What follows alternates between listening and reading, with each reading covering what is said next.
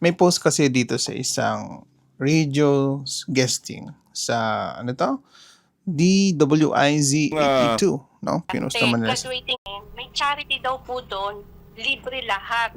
Pero ang gagalaw daw po sa ulo ng anak ko is estudyante, yung mga graduating po yata yun, yung training. Oh. Yun daw po yung sabi niya sa akin. Hindi daw doktor, kumbaga mga estudyante. Ah? Hindi naman po ako papayag. Sandali lang. Ngayon ko lang narinig yung ganyan Porque nasa charity ward yung nasa charity ward yung what do you call this, yung tawag dito, yung pasyente hindi gagalawin ng tunay na doktor. Estudyante ang mag-oopera. Bawal yun Bawal ba? 82, no? Pinost naman nila sa Facebook. And I think nasa ibang socials din to. Nasabi dun sa nakausap nilang caller, Dok, estudyante daw kasi mag-opera sa anak ko. Meron siyang, in context, meron daw siyang namumuong dugo sa kanyang ulo. So most likely, baka case of hemorrhagic stroke ito or intracranial bleeding. Sa mga ganyang sitwasyon, estudyante nga ba ang mag-oopera para sa pasyente? Pag-usapan natin yan. Hi, this is Doc Chris, your online family doctor, making medicine easy for you to have a healthy life. Ang training ng isang doktor, matagal-tagal. Start ka from, syempre, elementary school, going to high school, and then you take up college that is more likely a pre-med course. Kadalasan dyan ay nursing, kadalasan din ay medical technology, meron ding pharmacy, biochemistry, meron ding mga super outliers, pero naging doktor talaga sila. Basta makuha nila yung exact units na kailangan to enter as a pre-med course. Now, ganito, pag natapos mo na ang medical school, kasama na dyan ang isang year ng clerkship, and then, pag graduate ka na as a medical, doctor of medicine rather, kailangan mo pang magkaroon ng isa pang taon for postgraduate internship. So, postgraduate internship is also another year of immersion within the hospital. Okay? Mamimili kami depending on the matching procedure ng APMC. After nung matching procedure na yon, you will be applying, syempre, dun sa hospital na natanggap ka, and then you will move forward for 1 year before taking the board exam. Now, pag napasa mo yung board exam, you will go towards residency. Depende, may mga iba po dumediretso na sa moonlighting muna, mag-earn muna ng pera, saka pumapasok sa residency. Sa akin naman, sa part ko, I did moonlighting for 6 months, then later on, pumasok na ako sa residency training under the specialty of family and community medicine. Now, going back dun sa topic na yun, ba yung anak niya daw ay ooperahan ng estudyante? Okay, if you are practicing or you're already in the hospital, let's say for example, a teaching hospital like Philippine General Hospital. Yes, it is a teaching hospital, and it is also the hospital that is most known, kumbaga, na naging catch basin ng all kinds of cases, including rare cases na nakikita sa buong Pilipinas. Okay? So dun sa mga sitwasyon na yon, operahan ba yung anak niya ng isang estudyante? Well, let's dive in more. Kasi syempre, PGH is a teaching hospital. So, technically, you don't say na estudyante sila. Okay? It's more of their either resident trainees. Okay? So, resident physicians. So, are resident physicians doctors? Yes, they are resident physicians. Hindi sila makakapasok sa PGH without, due practice of medicine, kumbaga, without being a doctor.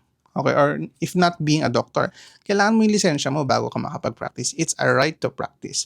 And bakit nasabi nilang estudyante? More likely, baka the best term there is trainee.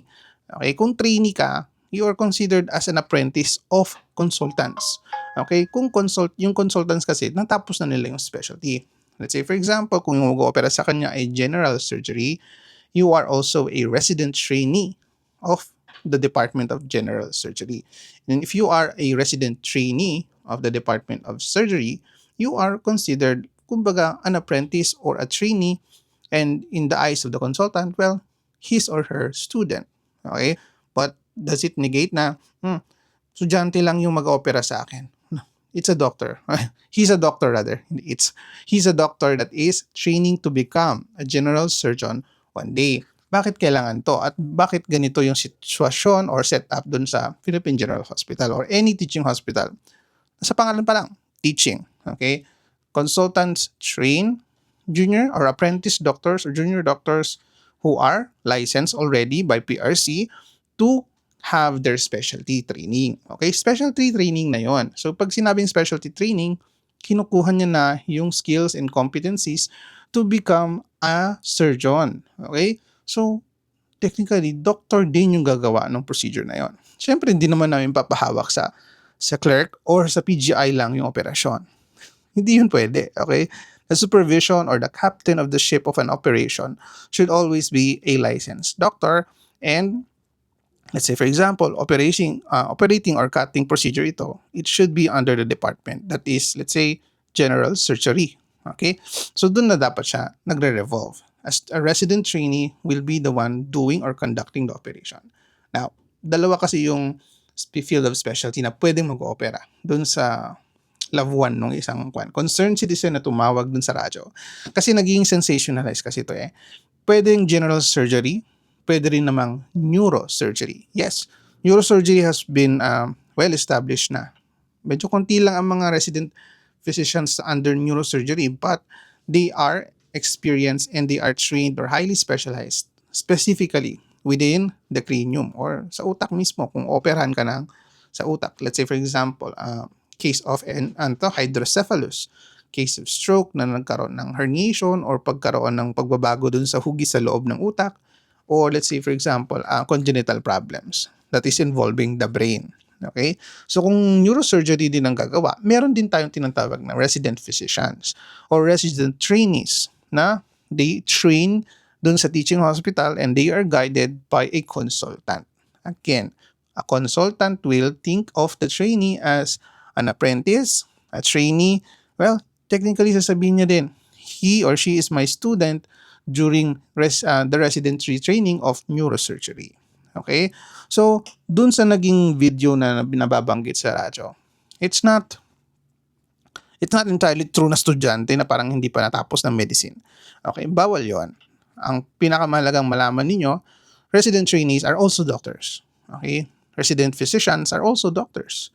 They are there within the confines of a teaching hospital guided by a consultant to have earned their degree in specialty. They want to earn the degree or the specialty of general surgery, or they want to earn the degree as a practicing doctor or a surgeon under neurosurgery.